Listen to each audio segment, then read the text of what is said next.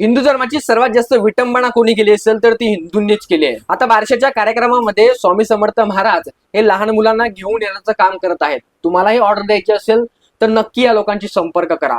म्हणजे आपल्या देवी देवतांची कशा पद्धतीने विटंबना केली जाते याचं हे उत्तम उदाहरण आहे। काही लोक म्हणतील की त्यांची श्रद्धा केलं तर काय होतं, नाही, देवांना देवालयात आणि देवालयातच पूजलं गेलं पाहिजे, तिथंच जाऊन त्यांचं नामस्मरण केलं पाहिजे।